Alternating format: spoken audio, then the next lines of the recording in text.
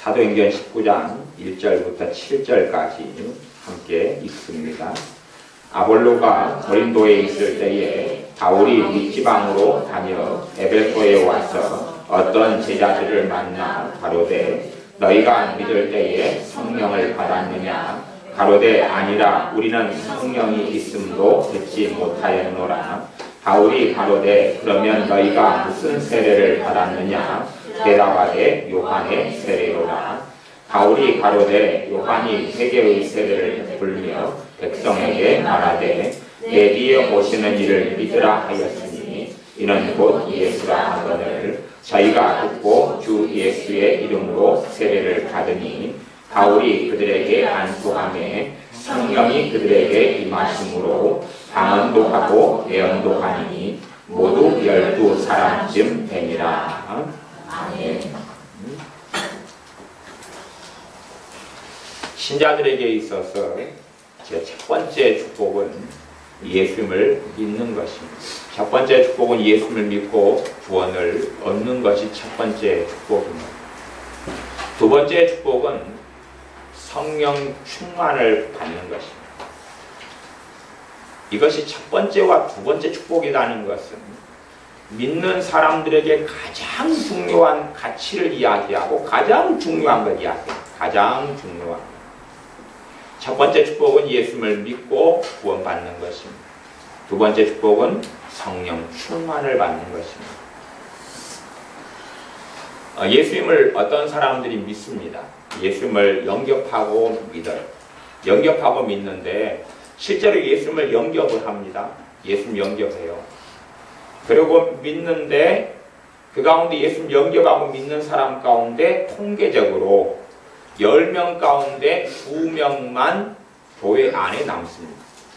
그리고 10명 가운데 8명은 떠납니다. 지금 제가 예수님을 안 믿고 예수님을 믿으려고 하는 사람들에 대한 이야기를 하고 있는 게 아닙니다. 예수님을 믿으려고 예배 다녀오고 가족이 믿으니까 예배에 참여할 수 있습니다. 그 사람들이 예수를 믿는 사람이라고 안 그럽니다. 구도자라 그럽니다. 믿고자 예수님을 찾는 사람들입니다. 하나님을 찾는 사람들. 그런 사람 이야기를 하는 게 아니고 예수님을 마음에 영접합니다. 예수님을 영접하는 자, 곧 그 이름을 믿는 자들에게는 예수님 영접한다는 것은 예수님, 내가 예수님을 믿고자 합니다. 예수님 내 마음속에 들어와 주십시오. 내 마음속에 들어와 주셔서 나의 구주가 나의 주님이 되어 주십시오. 내 마음속에 들어와 주셔서 내 왕이 되어 주시고 내 죄를 씻어 주시옵소서. 내 안에 들어와 주셔서 나를 하나님의 아들이 하나님의 딸이 되게 하여 주시옵소서. 그것이 예수님을 영접하는 기도고 그 기도를 진심으로 하는 사람들에게 예수님께서 찾아오십니다. 그런데 예수님께서 찾아오셔서 예수님을 믿는 사람이 되었습니다. 이게 내가 예수님을 믿으려고 해서가 아니라 예수님을 영접하면 하나님께서 믿음을 주십니다. 예수님을 믿는 믿음을 주셔요. 내가 예수님을 믿으려고 하는 것이 아니라 예수님을 영접하는 사람에게는 믿음이 자동 발생적으로 생겨나는 것처럼 보여요. 그래서 예수님을 믿는 믿음을 하나님이 주신다고 했어요. 어떤 사람이요? 예수님을 마음속에 모셔드리는 사람이 그렇습니다. 그러나 예수님을 마음속에 모셔드리는 것은 그것으로 절대 충분하지가 않습니다. 예수님을 영접하고 모셔드리면 어떤 일이 생기냐 하면 전에 주님께서 한 소경을 만나서 그의 눈을 뜨게 해주신 사건이 있었습니다. 아마 진흙을 이겨가지고 눈에 발랐던 것 같습니다. 그리고 그 소경에게 묻습니다. 너가 무엇이 보이느냐? 무엇이 보이느냐? 소경이 눈을 떴습니다. 그거 보니까 사람이 정확하게 안 보이고 그냥 막대기 같은 것이 지나다닙니다. 이게 사람이 보이는 듯 마는 듯 합니다. 보이는 듯 마는 듯. 그것이 예수님을 영접하는 것입니다. 예수님을 영접할 때에 영적인 세계에 대하여, 믿음의 세계에 대하여, 하나님에 대하여 소경은 아니고 눈은 뜹니다. 그런데 보이는 듯 마는 듯 그럽니다. 보이는 듯 마는 듯. 믿음의 세계가, 말씀의 세계가, 하나님의 은혜의 세계가 눈에 보이는 것도 아니고 안 보이는 것도 아니고. 저도 안경 쓰고 안경잡이로 살아온 지가 그래도 한 30년 된 것 같아요. 거의 30년 된 것 같습니다. 이게 지금은 이제 안경을 제가 벗으면 눈에 뵈는 게 없습니다. 안경을 벗으면 눈에 뵈는 게 없습니다.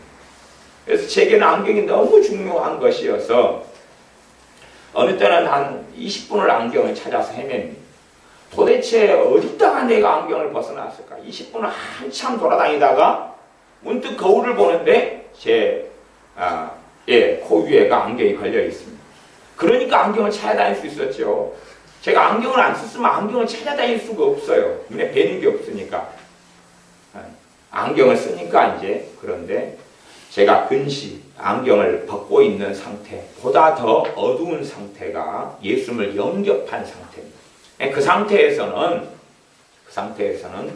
눈에 뵈는 게 없어서, 분명히 눈은 떴고 소경은 아닙니다만은 눈에 뵈는 게 없어서 10명이 예수님을 영접하고 믿어도 8명은 주님을 떠나버립니다. 아니면 안 떠나고 예배당 안에 머물러 있는데 예수님을 믿는 믿음은 없습니다. 예수님을 믿는 믿음은 없습니다. 제가 지금 실제적으로 이야기합니다. 실제적으로 이야기한다는 것은 예수님을 영접을 했어요. 아무리 확인해도 예수님 영접한 거 맞아요. 예수님을 영접한 거 맞아요. 딱 3일 지난 다음에 예배당에 앉아있는데 불신자입니다. 분명히 예수님 영접했어요. 3일 지난 다음에 예배당에 앉아있는데 신자가 아니에요. 신자가. 그러니까 3일 동안에 어떤 일이 벌어졌다는 이야기, 예수님을 부인해버렸다는 이야기입니다. 예수님을 영접합니다. 그러나 우리 안에는 죄가 가득합니다. 우리 안에는 세상을 사랑하는 것이 많습니다. 우리의 관심은 예수님을 영접하는 사람들을 100명을 다 훑어봐도 우리 주 예수님에 대한 관심은 없습니다. 예수님을 영접하는데 예수님에 대한 관심이 없어요. 설득을 해가 예수님을 영접할 수 있어요. 예수님 좀 믿어라. 영접 기도를 좀 따라해라. 물론 영접 기도를 따라하는 가운데 진심으로 하는 사람과 건성으로 하는 사람 가운데 진심으로 하는 사람은 소수에 불과합니다. 건성으로 하는 사람들이 영접 기도를 100번, 1000번 따라해도 아무 일은 없습니다. 그런데 그 중에서 일부는 진심으로 합니다. 예수님, 내가 예수님을 믿고 싶습니다. 내 마음속에 들어와 주십시오. 내 주님이 내 구주가 되어 주십시오. 진심으로 기도하는 사람이 예수님을 믿게 됩니다. 근데 그 사람들이라 할지라도 또 일부를 빼놓고는 주님에 대한 관심이 없습니다. 하나님에 대한 관심이 없습니다. 하나님에 대한 관심이 없어요. 저는 예수님을 교회를 다닌 지 10몇 년, 한 15년간 교회를 다니다가 15년 정도 돼가지고 예수님을 믿었습니다. 15년간 다녔는데 저는 구경꾼으로 다녔습니다.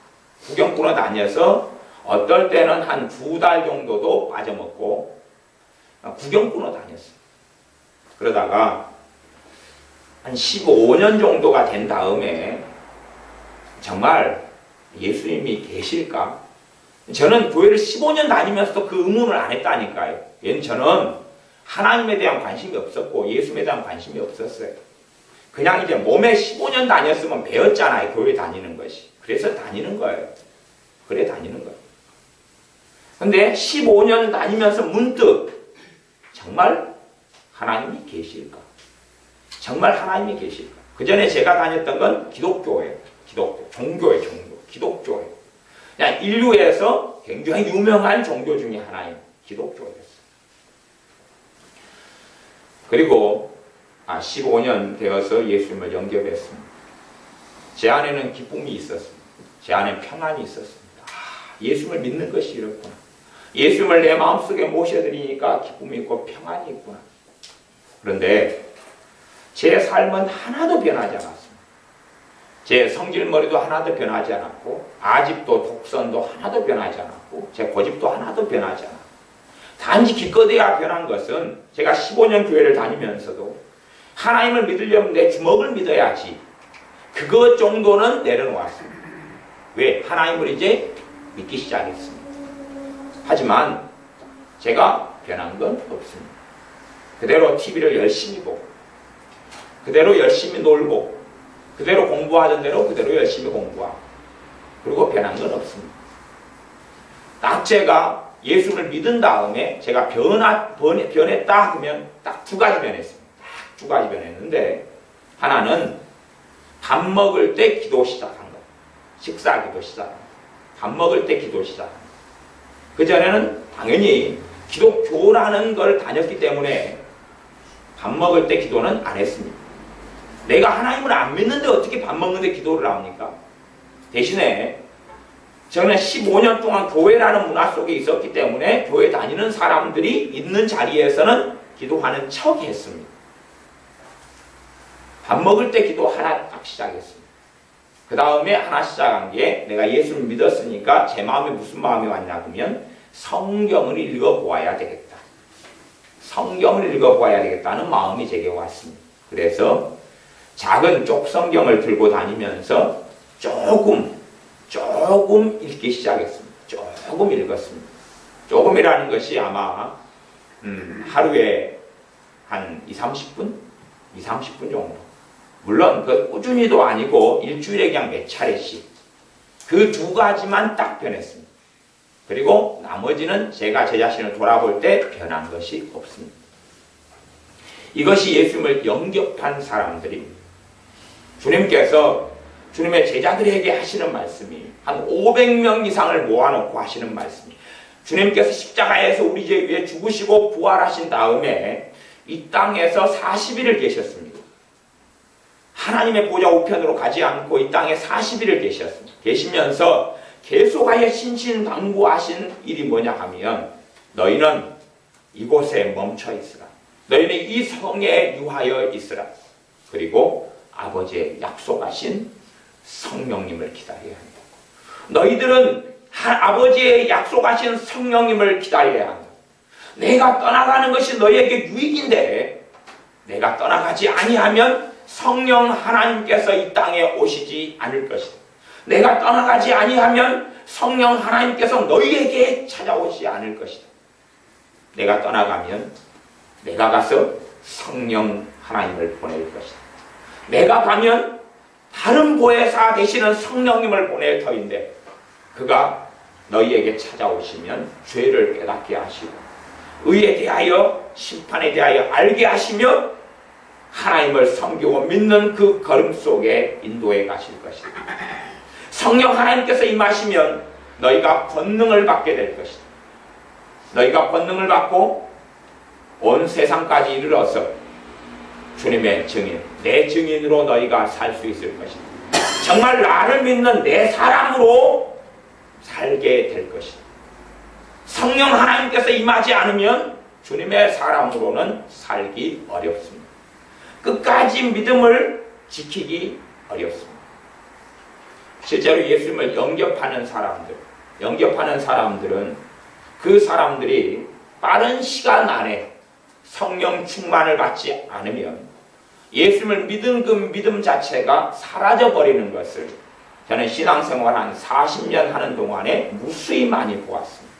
실제적인 이야기를 제가 하는 것입니다. 신학에 대한 이야기를 하는 것이 아니고 실제적으로 예수님을 영접했는데 최대한 빠른 시간 안에 성령 세례 혹은 성령 충만을 받지 않으면 예수님을 쉽게 떠나는 것을 보았습니다.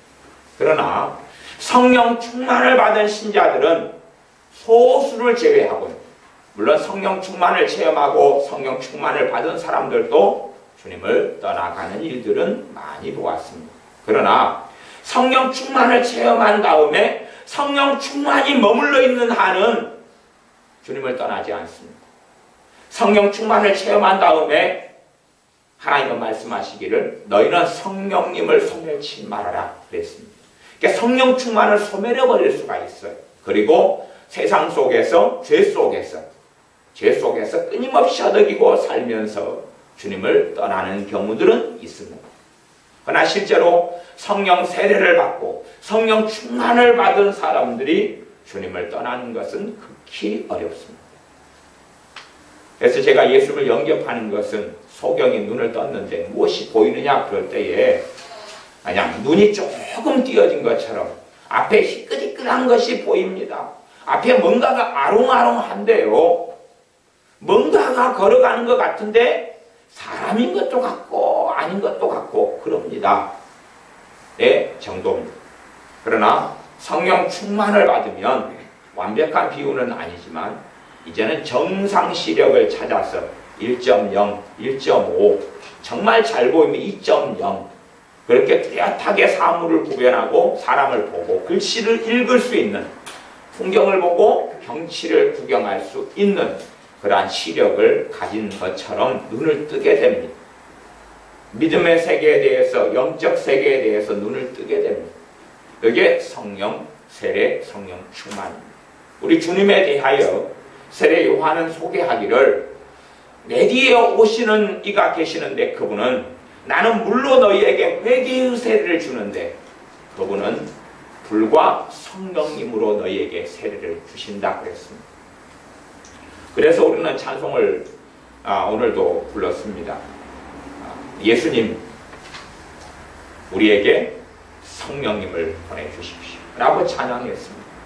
그것처럼 우리 주님께서는 지금도 하나님의 자녀들에게 또한 구하는 이들에게 성령 충만을 성령 세례를 베풀어 주십니다.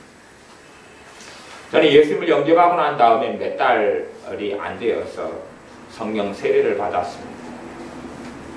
개혁주의 신학적으로는 예수님을 영접하는 순간에 성령님께서 내주하신다고 그럽니다. 그건 사실입니다. 예수님을 영접하는 순간에 성령님께서 요 안에 내주하십니다. 누구의 이름으로요? 우리 주 예수님의 이름으로 내주하십니다. 그것하고 성령 충만은 전혀 다른 것입니다. 전혀 다른 것입니다. 사도행전 19장에는 본격적으로 사도 바울이 전도여행을 했을 때에 3번에 걸쳐 전도여행 했는데 3차 전도여행 했을 때에 에베소에서 일어난 사건을 이야기합니다. 에베소 지역에서 다녔는데 그때에 어떤 제자들을 만났습니다. 에베소 지역에 다녔는데 어떤 제자들이라는 이야기는 예수를 믿는 신자를 제자들이라고 그럽니다. 19장 1절에 보면 아볼로가 고린도에 있을 때에 바울이 윗지방으로 다녀 에베소에 와서 어떤 제자들을 만나 예수를 믿는 사람을 만났어요. 몇 명이냐 하면 12명입니다. 10절에 보면 모두 12사람쯤 됩니다. 12명을 만났어요. 12명을 만나서 그들에게 묻는 질문이 12명은 제자들은 예수를 믿는 사람을 성경에서는 제자들이라고 그랬습니다. 그 그리스도인 크리스찬 이 말은 그냥 성경에 딱 2번 쓰이고 나중에 이방인 교회 안디옥 교회에서 제일 먼저 쓰이게 됩니다. 그러니까 본래적으로 예수를 믿는 사람을 성경에서는 크리스찬, 그리스도인이라고 안 그러고 그리스도인은 예수님의 사람, 예수를 믿는 사람 뭐 이렇게 말하는 용어인데 그리스도인, 크리스찬 이렇게 부르지 않고 제자라고 부릅니다. 예수님의 제자라고 부릅니다. 예수님을 믿는 제자들을 만나가지고 묻는 질문이 그렇습니다. 19장 2절에 너희가 믿을 때에 성령님을 받았느냐? 다시 말하면 너희들이 믿을 때에 성령님께서 임하셨느냐라고 묻습니다. 당신들이 믿을 때에 성령님께서 임하셨느냐 그랬습니다. 신자들에게 묻는 질문이 그것이 에베소에 예수님 믿는 사람 12명을 만나서 하나님의 사람 사도 바울이 했던 첫 번째 질문입니다. 저도 동일하게 질문하고 싶습니다. 예수님을 믿을 때에 성령님께서 임하셨습니까? 예수님을 믿을 때에 성령님께서 임하셨습니까? 혹은 성령 충만하십니까? 성령 충만을 받았습니까? 에베소서 5장 18절에 술 취하지 말라 이는 방탕한 것이니 오직 성령 충만을 받으라. 술 취하지 말라 이는 방탕한 것이다. 단지 술 취함만을 이야기하는 게 아닙니다. 거기에는 꽤 많은 이야기들이 숨겨져 있지만 기본적으로 제가 말씀드리자면 죄 속에서 빠져 살아가는 것, 그것이 술 취함이라는 것으로 상대 대표적으로 이야기합니다. 주님하고 상관없이 하나님과 상관없는 삶을 살아가는 대표적인 것이 술 취함이기 때문에 술 취하지 말라라는 말씀을 합니다. 그는 방탕한 것이다. 술 취하고 술 마시는 삶이 무엇을 끌어오냐 그러면 방탕함을 끌어옵니다. 주님하고는 상관없는 길을 걸어갑니다. 성령 충만을 받는데 가장 중요한 첫 번째는 당연히 성령 충만은 신자들의 것이기 때문에 예수님을 영접하지 않은 사람에게는 성령 충만을 받을 수 없습니다. 예수님을 믿지 않는 사람은 결코 성령 충만을 받을 수 없습니다. 그래서 성령 충만 받기 위해서는 예수님을 마음속에 영접해야 하고 예수님을 믿어야 합니다. 그때만이 성령 충만을 받을 수 있습니다. 예수님을 영접하면 예수님께서 나를 위해 십자가에 죽으신 것이 믿어집니다. 그것이 예수님 영접한 사람의 그 열매입니다. 예수님 영접하면 마음속에 평안이 찾아옵니다. 하나님의 평안이 찾아옵니다. 사람마다 평안의 정도나 강도는 다를 겁니다. 물론 예수님을 영접하고 그리고 다시 예수님과 상관없는 삶을 사는 사람은 예수님 주신 평안하고는 상관이 없을 것입니다. 실제로 예수님을 무수히 많이 영접했으면서 사실은 영접해도 잠깐 그 약장수가 약간 2약 정도 잠깐 먹어보라고 그렇게 해서 하면 그 약을 사요. 그래서 먹어본 다음에 그 다음에 그 약을 버리죠. 약장수의 약은 가짜 약이 많고 허위 과장 광고가 굉장히 많지만 예수님을 영접해도 사실은 예수님을 믿어도 정말로 생명보다도 가치 있는 예수님을 영접하고 믿어도 예수님께 관심 없는 사람들은 많습니다. 예수님을 믿는 신자들에게 당신이 하루에 예수님과 함께 5분이라도 시간을 보냅니까? 그러면 절반 넘게 아니요 그럽니다. 봐보세요. 하루는 몇 시간입니까? 24시간이죠. 24시간. 그러면 예수님과 함께 시간을 보냅니까? 그 말은 주님의 말씀을 묵상하고 읽고 상고하고 기도하고 찬양하고 그런 것이죠. 예수님과 함께 시간을 5분이라도 보냅니까? 그러면 교회 다니는 사람 가운데 교회 다니는 사람 아니요. 그런 사람이 절반이 넘습니다. 무슨 말이냐 그러면 예수님에 대해서 관심이 없다는 이야기. 하나님에 대해서 관심이 없다는 이야기. 그래서 하나님 말씀합니다. 너가 나에 대해서 관심 없지? 나도 너에 대해서 관심 없어. 너 나에 대해서 관심 없지? 나도 너에 관심이 없어. 너 나 사랑하지 않지? 나도 너 사랑하지 않아. 하나님의 사랑에는 두 가지 말씀을 합니다. 하나님께서 이 세상 사람들 사랑하신다고 말씀합니다. 그렇기 때문에 우리 주 예수님을 보내셨습니다. 그러나 또 다른 사랑이 있는데 주님을 사랑하는 사람을 주님은 사랑합니다. 하나님을 사랑하는 사람을 사랑합니다. 그 하나님의 사랑에 대해서는 그 두 가지 것이 있습니다. 세상을 사랑하는 사람에게는 하나님의 사랑이 그 마음속에 있지 않다 그랬습니다. 하나님을 간절히 찾는 자가 하나님을 만난다 그랬습니다. 하나님을 찾지 않는 사람에게는 하나님이 만나주지 않습니다. 하나님을 구하지 않는 사람에게는 하나님이 만나주지 않습니다. 그게 하나님의 공의로우심이고 하나님의 의로우심입니다. 생각해 보십시오. 제게 비타민C가 부족합니다. 그러니까 비타민C가 부족한데 저는 비타민C를 주는 이런 과일을 싫어한다. 그런데 제가 비타민C가 부족하다고 제가 먹기 싫어하는 과일을 입을 쫙 벌려가지고 오렌지든지 막 이렇게 막 들이 집어넣는다면 우리가 행복하겠느냐 그것입니다. 먹기 싫어하는 물을 억지로 마시게 하고 먹기 싫어하는 약을 강제로 입을 벌려서 집어넣는다면 누가 기쁘게 생각하겠느냐 하는 것입니다. 하나님을 찾지 않는 사람에게 하나님이 만나준다면 그건 강제고 강요고 노예하고 다를 바가 없습니다.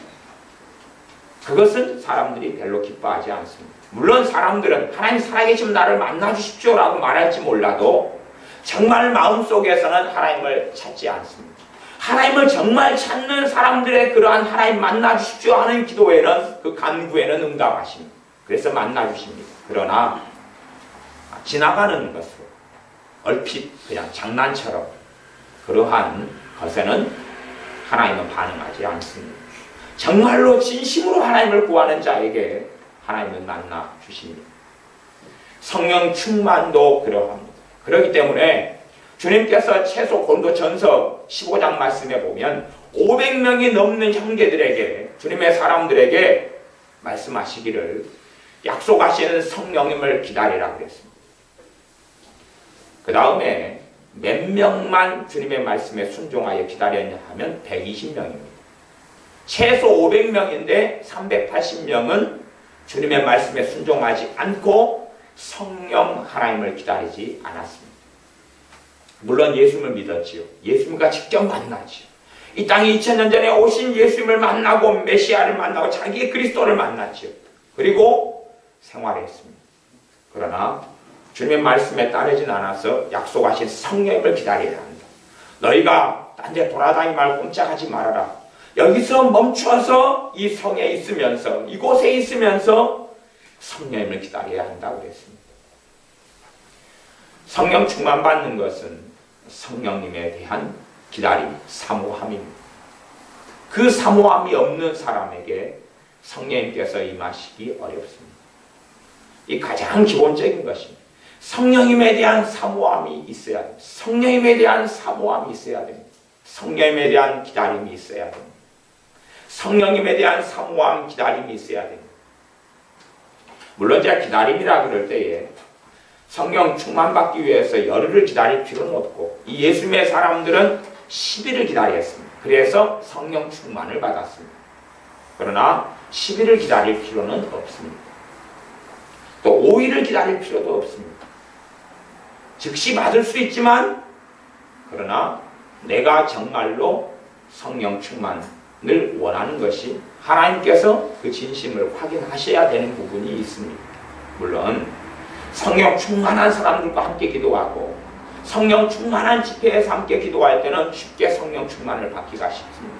또 하나님께 쓰임받는 이 바울 사도처럼 이 12명의 에베소에 있는 사람들에게 그들이 예수님을 믿고 난 다음에 다시 예수님을 믿는 믿음을 다시 확인시켰습니다. 예수님을 영접했는가를 확인하고, 그래서 복음을 다시 전한 다음에 19장 5절에 보면 저희가 듣고 예수님에 대한 이제 복음을 다시 듣습니다. 왜냐하면 예수님에 대하여 누구에게 들었냐 하면 우리 주님을 직접 만난 게 아니라 세례 요한, 예수님의 길을 준비하러 온 세례 요한에게 예수님에 대해 듣고 믿은 거예요.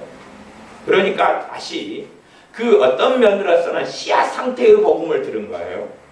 그래서 완전한 복음을 듣지 못해서 다시금 정확하고 완전한 복음을 사도 바울이 전해줍니다. 그리고 5절에 보면 저희가 듣고 주 예수님의 이름으로 세례를 받으니, 예수님의 이름으로 세례를 받는다 그 말은 세례는 예수를 믿는 자가 받는 것이거든요. 물론 요즘 세태는 예수님을 믿지 않아도 세례를 받는 경우들이 종종 많이 있습니다. 근데 그건 뭐 그까지는 어떻게 관여할 문제가 아닌데, 이 당시에는 예수님을 믿는 사람들이 세례를 받았습니다. 예수를 믿고 세례를 받았어요. 하지만 그들에게 성령 세례, 성령 충만은 임하지 않았습니다. 그래서 6절에 바울이 그들에게 안수함에, 사도 바울이 안수함에 성령님이 그들에게 임하심으로 방언도 하고 애언도 하니 모두 12사람쯤 되니라. 성령님께서 그들에게 임하셔서 방언도 하고 애언도 하였다 그럽니다. 절대적인 건 아닙니다. 성령 세례, 성령 충만을 받는다 그래서 방언을 다 하게 되는 건 아닙니다. 근데 이 사도행전에서 한 70~80% 이상의 공통점은 방언과 애언입니다. 방언과 애언이 터지는 것입니다. 물론 성령 충만은 우리가 죄 속에 더 살아가고 주님에 대해서 관심이 없어지면 성령 충만도 약해져가고 소멸돼가고 사라져가고, 왜냐하면 우리 자신을 우리가 원치 않는데 성령님께서 우리를 충만케 하시고 강하게 하시고 능하게 하시고 새롭게 하시지 않기 때문에 그렇습니다. 그러나 신자들은 성령 충만을 받으면 영적인 눈을 뜨게 됩니다. 보이지 않던 세계가 보이게 됩니다. 하나님의 살아계심을 더 생생하고 알게 볼 수 있습니다. 그런 사람이 하나님을 부인하거나 우리 주 예수님을 부인하거나 떠나는 것은 극히 어렵지요. 어느 때 피자를 먹었습니다. 저도 피자는 좋아합니다. 치킨은 별로 안 좋아하고 피자는 좋아합니다. 근데 제가 피자를 좋아하는 것은 어느 때에 제가 섬기던 교회 목사님 사모님께서 사택에서 제게 피자를 해주셨어요. 근데 피자를 해주셨는데 중국 피자를 해주셨어요. 제가 그때 머리털 나고 처음 피자를 먹은 겁니다. 한 25살 되는데 중국 피자를 해줬는데 그걸 먹었는데 그 감동이 남은 거예요.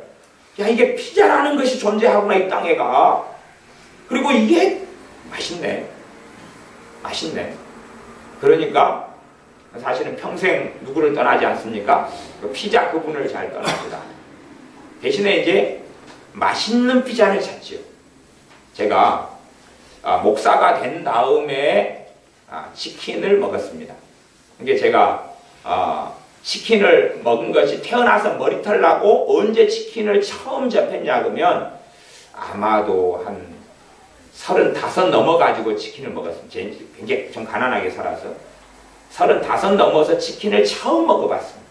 근데 이제 교회 집사님 한 분이 예배가 끝나고 치킨을 주문해 주셨어요. 개척한 초기에 치킨을 주문해 주셨어요. 매실 치킨을 주문해 주셨는데 먹어보니까 너무 맛있는 거예요. 와, 치킨이라는 게 있었구나, 이게. 군대에 있을 때도 좀 먹어봤는데 그건 이제 보통 우리가 시키는 하림, 멕시칸 치킨 이런 게 아니었고 그냥 닭볶음 같은 거지요. 닭튀김이죠. 그러니까 그런 치킨은 좀 먹어봤죠, 군대에서는. 근데 그런 것하고 다르게 이렇게 파는 거 있잖아요. 만 몇천원 그런 거 그때 처음 먹어봤다 그런 이야기예요. 근데 와, 이런 세계가 있구나. 그리고 제가 치킨을 좋아하기 시작했어요. 물론 전문적으로는 좋아하지 않습니다만은 그 양념치킨이라는 것을 이제 간혹 먹습니다. 정말로 성령 충만을 받아서 주님의 은혜를 체험하면, 주님의 사랑을 체험하면, 성령 충만을 체험해서 영적인 눈을 뜨게 되면 사실은 주님을 떠나는 일은 별로 없습니다. 주님의 사랑을 예수님을 영접해서 주님의 사랑을 체험하고 누리는 것이 일이라고 제가 그냥 가정하면 성령 충만을 받아서 주님의 사랑, 하나님의 사랑을 체험하는 게 100이 넘습니다. 물론 성령 충만도 사람에 따라, 정도에 따라, 강도에 따라 실제로 다르더라고요. 사람마다 다르더라고요. 제가 그래서 성령 충만의 모든 모습을 다 정의할 수 없습니다. 왜냐하면 천인천생 만인만색이기 때문에 어떤 사람은 성령 충만을 받았는데 받은 줄 안 받은 줄 모르게 성령 충만을 받는 경우들도 있습니다. 어떤 경우가 그러냐고 모태신앙. 그러니까 어릴 때부터 엄마 뱃속에서부터 교회를 다녀가지고 기도 생활하고 주님을 찾는데 언제 성령 세례를 받고 성령 충만을 받은지 모르게 받은 사람들이 있어요. 하지만 일반적으로는 성령 충만을 받으면 압니다. 그냥 그날을 알아요. 저는 7월 31일이었습니다. 저는 7월 31일 날 예수 영접하고 믿은 지 몇 달이 지난 후에 성령 세례를 받았습니다. 그전에는 죄라는 것을 제가 예수 영접한 다음에도 죄라는 그 실체를 별로 느끼지를 못했습니다. 그냥 죄구나. 그냥 거짓말이 나쁜 거구나.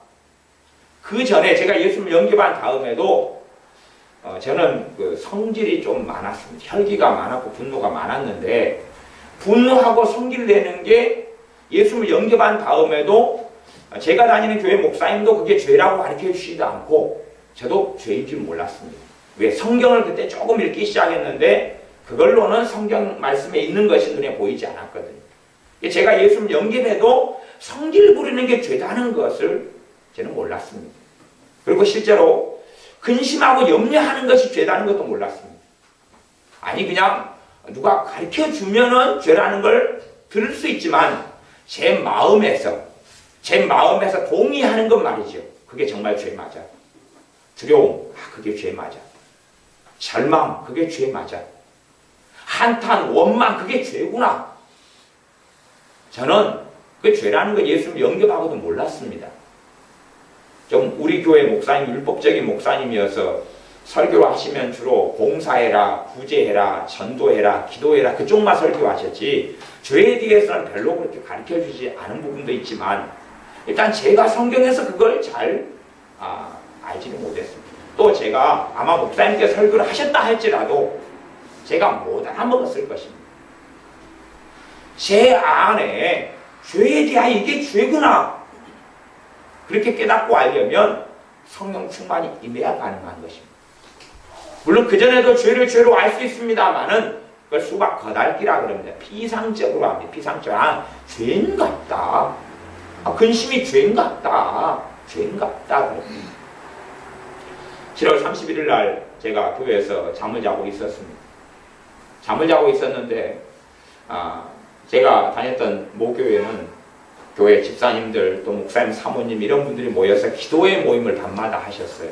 교회에서 정해놓은 건 아니고 그냥 본인들이 기도를 그래서 하셨어요. 예배당에서 때마다 시간을 정해놓고 그때 모여 기도하셨어요. 한 7, 8명 정도 하셨던 것 같아요. 교회가 200명이 좀 넘는 교회였거든요. 지금도 우리 같이 여수에서 목사님 계시죠. 합동측이니까 같이 모여서 막 기도하셨어요. 기도하셨는데 저는 거기에서 한 50m 떨어져서 저는 자고 있었어요. 저분들은 기도해요. 왜냐하면 저는요 밥 먹을 때 기도 말고는 예수를 믿어도 기도 생활을 안 했다니까요. 안 한 게 아니라 기도가 중요하다는 걸 절대 느끼지는 못했어요. 저는 예수님을 영접하고 믿어도 기도를 해야 된다 그런 자각도 생각도 전혀 없었습니다. 그러니까 저분들은 뜨겁게 기도해도 저한테는 의미가 없어요. 저한테 중요한 건 잠자는 거예요. 잠잘 시간은 사람이 자야지요. 저는 그때가 한 밤 10시 정도 됐는데 저는 잤습니다. 10시 정도니까 자야지요. 사람. 거기서 누가 자고 있었어요. 교회 교육관이 7월 31일이니까 밖에 자도 괜찮지요. 여름이니까. 방학이었어. 그때 시간이 있었어요. 고등학교 2학년 때였습니다. 자고 있었어요. 저 7, 8명 집사님들이 모여서 목사님 사모님도 계셨던 것 같아요. 그래서 막 기도하는데 갑자기 제게 성령 충만이 온 겁니다. 제가 그냥 누워 저는 자고 있었어요. 기도한 게 아니고 누워 자고 있었는데 성령 충만이 왔습니다. 성령 세례가 왔습니다. 성령 세례가 왔습니다. 계기가 있습니다. 그냥 누워 자고 있는데 갑자기 그렇게 온 건 아니고 어떤 한 분이 기도를 하다가 다른 집사님에게 그분이 간혹 애언을 하십니다. 아주 짧게 간단하게 애언을 하셔요. 애언을 하시는데 저는 그런 식의 애언은 거의 안 하지만 굉장히 직설적으로 한참 기도하다가 앞에 있는 집사님에게 뭐라고 애언을 하냐면 하나님께서 집사님 교만하답니다. 집사님 교만하답니다. 그러더라고요. 제가 아직 누워 잠들기 전이었어요. 그 예배당은 또 소리가 울리고 하나님께 집사님 교만하답니다. 앞에 집사님한테 그랬는데 누워 자고 있고 자려고 하는 제 마음속에 내 이야기인 거예요. 이게 제 이야기인 거예요. 그전에는 제가 교만하다는 생각을 한 번도 해본 적이 없어요. 제가 교만하다는 생각을 한 번도 해본 적이 없는데 교만하답니다. 저한테 한 이야기 아닙니다. 잠자고 있는 어이 학생 니 교만해. 그렇게 이야기한 게 아니고 앞에 집사님한테 이야기했는데 저한테 한 이야기였어요. 제가 누워있는데 제가 교만한 것이 다 보여버리는 거죠. 얼마나 가슴이 아픈지 거기서 울고 통곡하기 시작했어요. 그리고 방언이 임하고 그때 성령 세례를 받았어요. 영적인 눈이 띄어졌어요. 얼마나 예수를 믿는 게 얼마나 중요하고 가치 있는지 알게 됐어요. 그때부터 우리 동네는 무당골목, 점쟁이골목 여기는 지금도 그래도 한 20여 채 정도의 세범이 있는데 옛날에는 한 50채, 70채 쫙 전부 다 무당골목이었어요. 우리도 바로 요 앞에 그랬잖아요. 바로 요 앞에 그랬어요. 우리 집 밑에니까 지금도. 그 무당집 다니면서 전도 시작했어요. 점쟁이 때문에 전도 시작했어요. 왜냐하면 정말로 은혜가 가득하고 기쁨이 가득하고 예수를 믿는 즐거움이 제 안에 가득했거든요. 친척도 돌아다니면서 전도하기 시작했어요. 그 전에 전도라는 게 상상을 못 해본 세계고 예수를 전한다는 게 상상도 못 해본 세계. 내가 예수를 믿는데도 다른 사람 앞에서 예수 믿는 표시를 안 하고 살아가는 사람이, 교회 다닌다는 이야기를 한 번도 한 적이 없는 사람. 그런데 예수님에 대한 이야기를 하기 시작합니다. 제가요, 성령 세례를 받으니, 이 신자들의 삶에서 성령 충만을 체험하지 않으면 그 사람은 예수를 믿어도 믿는 것도 같고 안 믿는 것도 같고 하는 삶을 살게 됩니다. 죄에 대하여 심각함을 깨닫지를 못해요. 그 다음에 이제 제가 이 예수님을 영접하고 성령 세례를 받아도 성령 충만을 받아요. 막 기쁨이 막 샘솟고 즐거움이 샘솟고 감사가 있고 은혜가 있고 하나님의 사랑이 체험되고 깨달아져요. 너무나 좋고 너무나 행복하고. 근데 제 성질머리는 그대로입니다. 제가 혈기가 많다 그랬잖아요. 분노가 많다 그랬잖아요. 이제 고등학교 2학년 때 어머니께서 도시락을 싸주셨어요. 도시락 싸주셨는데 정말 진절머리가 나게 또 김치였어요. 오직 김치 하나. 우리 집은 도시락을 10몇 년을 싸줘도 오직 김치 하나가 항상 전부였거든요. 계란 후라이가 놓이면 1년에 2~3차례. 1년에 5차례는 안 됐을 것 같아요. 오직 김치예요. 근데 그날따라 정말로 성질을 나는 거예요. 그래서 도시락을 집어 던져버렸어요. 집어 던지고 학교로 갔어요. 왜? 항상 했던 성질머리거든요. 항상 했던 제 성질머리. 도시락을 집어 떼구를 치고, 전문용어로 떼구를 치고 갔어요. 내가 굶으면 굶었지. 이게 정말 진절머리 난다. 또 김치야. 이거 가다 가방에서 또 김치 국물 또 흘러내리고, 가방에 항상 김치 국물, 김치 냄새가 쩔어있고, 그 교과서마다 김치 국물 안 묻은 교과서가 없고, 또 그냥 막 집어 던지고 갔어요. 그래가지고 학교에 가서 앉았어요. 앉았는데 그때부터 마음이 아프기 시작합니다. 그때부터 가슴을 빗으로 막 찔러요. 뭐냐면 제 성질 낸 게 죄라고 성령님께서 제게 임하셨어요. 임하셨기 때문에 그전에는 제가 예수를 믿을 때는 그런 현상이 한 번도 없었어요. 성령 세례가 임한 다음에 성령 충만을 받은 다음에 도시락을 다시 그전에도 떼구를 쳤는데 한 번도 그런 일이 없었다니까. 예수님을 영접한 다음에 도시락을 떼구를 쳤는데 그런 일이 없었어요. 성령 세례를 받는데 도시락을 떼구를 치고 왔는데 그때부터 가슴이 아파요. 2시간을 저도 건조가 있는 사람이거든요. 아무리 마음이 아파도 버텼어요. 2시간을 버텼습니다. 1교시 할 때까지도 버티고, 일단은 그때 몇십 분 있고 1교시가 지났어요. 계속 수업시간 내내 가슴이 아파요. 버텼어요. 다시 수업시간 내내 또 가슴이 아파요.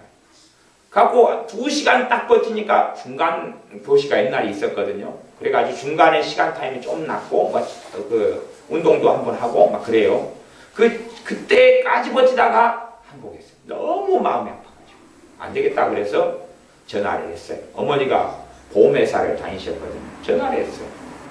잘못했다. 용서해달라고. 딱 그러니까 이제 가슴 아픈 게 사라지더라고요. 그 다음에 감사하게 제 성질머리가 한 50% 이상이 사라졌거든요. 그 다음에 이렇게 그 도시락을 떼고 치는 그 성질머리가 없어졌어요. 가슴이 너무 아프고, 잘못했다고. 이 자존심, 저도 자존심 세가지고, 잘못한다면 남한테 딴 사람 앞에서 나 잘못했습니다. 이걸 못하고. 그러니까 제가 그걸 못하니까 잘못을 안 하려고 애쓰고 살죠. 남한테 꼬투리 안 잡히려고 애를 쓰고 살죠. 잘못했습니다를 못하니까 자존심이 세니까. 그러면 꺾기 시작했어요. 그 다음에 이제 어머니께서 도시락을 가지고 오셨다. 그래서 제가 기대감이 있었죠. 떼구를 치고 왔으니까 계란이 얹어있고, 아침에 떼구를 친 그 도시락을 그대로 가져오셨다고. 그냥 먹었죠, 뭐. 그 다음부터 계속 한결같이 그러지만, 제 성질머리 분노가 사라졌어요. 그래서 제가 분노하고 성질 내는 게 옛날에 굉장히 많았어요. 막 혈기가 항상 짜증이, 성질, 분노가 이렇게까지. 근데 한 80~90%가 사라졌어요. 그 다음에 제가 1년에 성질 내도 한 몇 번. 아니면 한 달에 내도 전에는 하루에도 몇 번씩인데 일주일에 한 번, 한 달에 한두 번 이렇게 줄어들어가요. 사라져가요. 물론 제가 성질을 더 많이 좀 더 낼 수도 있고 안 낼 수도 있는 제가 자유가, 옛날에는 그냥 성질 나면 자동 발생격입니다. 그래서 성질을 냈는데 은혜가 임하고 성령 충만이 임한 다음에는 성기를 낼 자유와 안 낼 자유가 생겼어요. 내도 되고 안 내도 되고. 그 다음에 많은 부분은 성질이 안 나버려요. 옛날에는 성질이 났던 일인데 성질이 안 나고, 옛날에 분노가 이글이글 끌어올랐던 일인데 분노가 안 나는 일하고, 그 다음에 어떤 특정한 일은 똑같이 성질이 나는데 그전에는 그냥 어떤 일을 발견하면 그냥 확 치밀어 오르는데 그 다음에는 이걸 하나님의 은혜가 눌러버리기 시작해요. 이걸 눌러서 낼까 말까를 제가 고민해요. 낼까 말까. 그러다가 낼까 말까를 고민을 묵상을 좀 오래 하면 그 다음에 꼭 납니다. 묵상을 안 하고 그냥 치워버리고 버려버리면 없어지고. 예수를 믿는 사람들이 성령 충만 속에 들지 않으면 성령임을 사모하는 거예요. 성령 충만을 사모해야 돼요. 주님께서 기다리라 한 것은 뭐냐면 사모하라 그런 이야기예요. 사모하라 그런 이야기예요. 왜냐하면 사실은요, 기다리는 열흘 동안의 시간은 필요했던 이유는 성령님께서 오순절 성령 강림 때가 하나님의 정해진 타임표가 있어요. 그때가 10일 남은 거예요. 그때는 사람들이 바꾸지를 못합니다. 구약시대 때부터 하나님께서 작정하고 계획하신 타임표가 오순절, 7실절, 오순절에 맥추절이라고 말하는 그때 성령님이 강림하시는 것에 예비됐어요.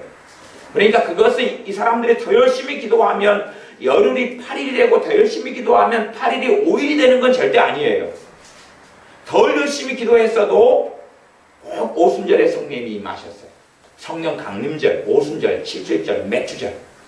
그 하나님이 작정하신 날에 성령님이 임하셨어요. 근데 열흘 동안이 무슨 시간이었냐? 그들이 성령 충만을, 성령 세례를, 성령님의 부어주심을, 성령님께서 임하시는 걸 사모하는 시간이에요. 사모하는 시간. 우리가 사모가 강할수록 사모함이 있을 때에 성령 충만을 받습니다. 성령 충만을 한 번도 받은 일이 없는 사람이 처음 받는 성령 충만을 성령 세례다 그럽니다. 뭐 신학적인 용어를 또 성경의 용어를 다 이해하고 다 알 필요는 없습니다만은 너희는 몇 날이 못 되어 성령님으로 세례 받으리라. 이게 본래 세례라는 것은 침례라는 말인데 물속에다가 예수 믿는 사람을 담가버리는 거예요. 이게 침례라고 쭉 담갔다가 끄집어내요. 그래서 강에 가야 되죠. 강에다 담갔다 끄집어내요. 지금의 이제 우리 장로교에서 주는 세례는 약식 세례입니다. 약식 세례. 왜 강도 좀 멀고 막 겨울 같은 때는 또 어렵고 그러니까 그럽니다. 근데 이런 침례교 같은 데나 하나님의 성회라든지 그런 몇몇 교단은 지금도 물속에다 집어넣습니다. 강에서 하거나 아니면 요즘 시대는 이제 가운을 준비해서 목욕탕 같은 데를 빌려가지고 이렇게 하는 경우들이 있어요. 그 담갔다 끄집어낸 장소가 되니까. 근데 성령 세례는 뭐냐 하면 성령님만을 확 담가버리는 거예요. 물잔이 비었는데 물방울 몇 방울 떨어지네. 그러면 여기 비었잖아요. 이 빈 것을 물속에다 담그면 여기에 채워집니까? 안 채워집니까? 채워지죠. 그런 이야기입니다. 내가 성령님 안에 확 들어가요. 그러면 내 안에 빈 것이 채워집니다. 빈 것이 채워져요. 빈 것이 채워져요. 그 다음에 이 채워진 것을 살아요. 그 다음에 지금은 물 몇 방울 남았죠. 성령 충만을 받았다가 몇 방울 남았을 수도 있어요. 보면 한 방울? 안 떨어지네. 다 부어버렸네. 그죠? 여모 이제 다시금 성령 충만이 없는 사람이다 그러는 거예요. 근데 반이라도 찼으면 지금 성령 충만은 있는 거예요. 충만 상태는 아니지만 지금 성령께서 임하셔서 막 역사하고 계시는 것이 있어요. 생각해 보세요. 내가 누구를 미워하려고 그러는데 성령 충만이 물 몇 방울 얼마 전에 있었던 만큼이라도 있으면 이건 하나님의 사랑이 막 역사하고 용서할 마음이 역사하는 거거든요. 그러니까 이것만큼 저항력이 있어요. 누구를 증오하고 미워하려는데 저항력이 있어요. 이 안에 하나님의 사랑이 자꾸 일깨워지고 생각이 나요. 꽉 차버리면 누구를 증오하고 미워하는 일 속에서 이것이 더 강력해버려요. 그래서 저 사람을 용서하는 건 너무 쉬워져요. 그러나 성령 충만이 없는 사람이 정말 누구를 안 좋은 일을 당해서 용서하려면 이빨에 악담을 해야 되고 증오심이 부글부글 끌어올려야 되고 그래서 견디긴 너무 어려워져요. 그러나 성령 충만이까지 채워져 있으면 누구의 원한이 있고 내가 정말 사람을 미워할 수밖에 없는 그 사건과 일들 속에서 하나님의 사랑이 역사하고, 봐라, 너도 얼마나 못된 사람인데 주님이 너를 부르고 구원했느냐. 그것이 막 깨달아지고 느껴져요.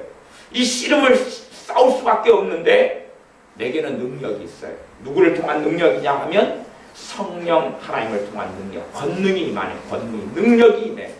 단지 병을 고치고 귀신을 쫓아내는 것만이 아니라 가장 근원적인 능력은 뭐냐 하면 이 안에 절제가 임하고 성령의 열매라 그럽니다. 열매도 능력 속에 들어있어요. 오래 참음이 요 안에 있고, 사랑이 요 안에 있고, 기쁨이 내 안에 있고, 평안이 내 안에가 있어요. 그것이 문제거리를 집어삼켜 버릴 수도 있어요. 건강한 사람은 왜 건강하냐 그러면 백혈구, 적혈구가 건강합니다. 그래서 세균이 들어오면 면역성이 아주 강해. 면역성이 강하다냐, 우리 몸에 있는 세포들 가운데 적군과 싸우는 세포가 왕성해요. 백혈구죠. 세균이 오면 다 잡아먹어버려요. 하루에도 우리 몸속에는 수십만 개의 세포들이 세균이 들어옵니다. 하지만 건강한 사람은 백혈구가 다 잡아먹어버려요. 그러나 건강하지 못한 사람은 우리 몸의 면역력이 약해져요. 다시 말하면 백혈구 활동이 약해지고 그러면서 세균이 오히려 승리해버려요. 그리고 우리 몸에 질병이 찾아와 버립니다. 사람 몸에는 누구든지 간에 암세포가 다 있습니다. 전부 다 100%가 암세포가 있어요. 암세포가 없는 사람은 아무도 없습니다. 암세포가 들어와서 돌아다녀요. 돌아다니는데 면역성이 있고 건강한 사람은 이게 정착을 하지 않아요. 그러나 면역성이 떨어져 버리는 사람들에게는 이제 암세포가 정착해서 종양으로 발전해 가요. 몸이 약해지면, 마음이 약해지면 몸도 약해지고 그러죠. 이런 이제 현상들이 벌어져요. 여러분이 반드시 성령 충만을 사모하십시오. 믿는 사람에게는 정말로 중요한 것입니다.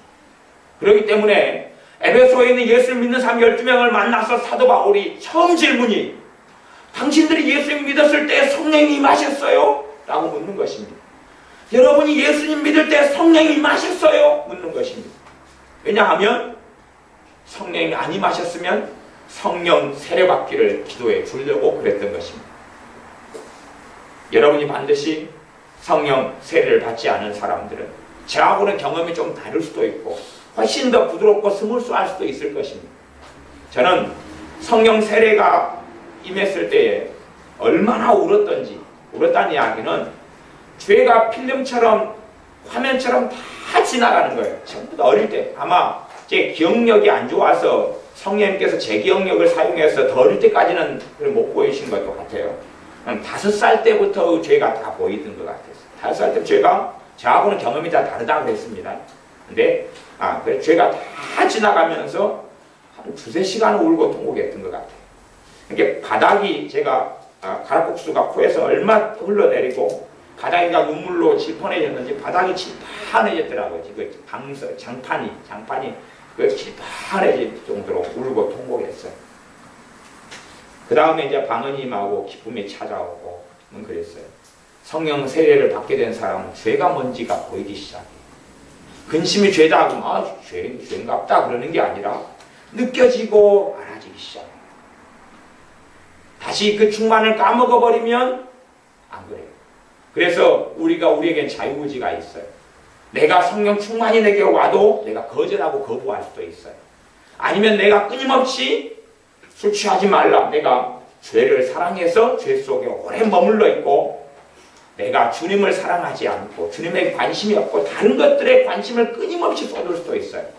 그러면 성령 충만은 갈수록 약해져가지고 주님의 관심을 더 두고 주님을 더 찾고 기도하는 사람. 저는 성령 충만을 받기 전까지는 기도 생활을 밥 먹는데 기도 딱 하나밖에 안 했습니다. 성령 충만이 오니까 그때부터 새벽 기도 다녔어요. 제가 학교에서 공부하면 밤 11시까지 공부했습니다. 그때 새벽 기도 다녔어요. 다니라고 누가 이야기 안 했습니다. 새벽에 다녔어요. 혹은 너무 늦을 때는 교회 가셨어요. 그래가지고 아침에 새벽에 일어나가지고 하고 나중에 대학 가서 타지에서 생활할 때도 가까운 교회에 새벽 기도 다녔어요. 왜냐하면 제 안에 역사하신 성령님께서 기도할 마음을 계속 주셨거든요. 그때부터 성경을 더 본격적으로 읽었어요. 본격적으로 더 많이 예배하고, 자전거가 한 대 있었는데 하나님께 예배드리고 싶은 마음이 많아서 자전거를 시간 되면 타고 외곽으로 갔어요. 외곽으로 찬송가를 하나 가지고 성경책 하나가 외곽으로 가서 혼자서 못 부르는, 제가 좀 음치팍치거든요. 혼자서 아무도 안 들어야지만이 시험이 안 빠지니까 외곽에 가가지고 외곽에서 앉아서 찬양하고 기도하고 예배당에 갔었고요. 그렇게 살아가기 시작했어요. 기도할 마음이 누구에게 오느냐? 예수님 영접한 사람에게는 그 흐릿합니다. 기도해야 되겠다는 마음이 흐릿해요. 근데 굉장히 그 마음이 강하고, 여러분이 배가 고프면은, 어제 지연이가 등산을 하다가 과자가 산에서 떨어져 있었어. 바위 위에가. 근데 부스레기가 떨어져 있었는데 그걸 보고 먹고 싶다. 너무 배가 고팠거든. 산에서 한 2시간 헤맸는데 얼마 배가 고픈지. 먹고 싶다. 먹고 싶다. 정말 간절해지죠. 그런 것처럼 성령 충만이 임하면 그런 것이 옵니다. 그런 것이 옵니다. 주님에 대하여 간절해지게 됩니다. 주님의 은혜와 사랑에 대해 간절해지고 주님과 만나는 것이 간절해지게 됩니다. 사실은 그런 사람이 하나님의 복을 누리고 살아갑니다. 하나님의 은혜와 사랑을 누리고 살아갑니다. 실제로 그래서 경험적으로는 성령 충만을 받은 사람이 하나님의 사랑을 누리고 살아갑니다. 경험적으로는, 제가 경험적으로 이야기하는 것입니다. 하나님의 사랑은 이 땅의 모든 사람들의 것이고 하나님의 구원도 모든 사람들의 것이지만 실제로는 믿는 사람들이 구원을 받습니다. 하나님의 은혜를 누리는 것은 모든 사람의 것이고, 그렇지만 실제적으로 누리고 살아가는 사람들은 성령 충만을 받는 사람들입니다. 성령 충만을 안 받는 사람들은 하나님의 은혜를 누려도 맛배기만 누리고 삽니다. 맛배기만 누리고 삽니다. 꼭 여러분이 예수 믿는 사람 만나 사도 바울이 성령의 감동을 통해서 너희가 믿을 때에 성령님께서 임하셨느냐? 너희가 믿을 때에 성령님께서 임하셨느냐? 라고 묻는 것처럼 예수 믿는 신자인 나에게는 가장 중요한 질문이 당신이 지금 성령 충만하느냐 하는 질문이구나. 내가 믿을 때에, 당신이 믿을 때에 성령님께서 임하셨느냐 하는 질문이구나. 그렇지 않으면 나는 영적인 눈은 떴는데 시력이 측정하는 걸로 하면 마이너스. 실제적으로는 진짜 시력 가운데 마이너스는 없습니다. 하나도 못 보는 것이 0인데 마이너스면 소경보다 못하는 사람이 어디 있겠습니까? 근데 이제 측정상으로는 마이너스라는 단어를 사용합니다. 아주 시력이 낮은 단계.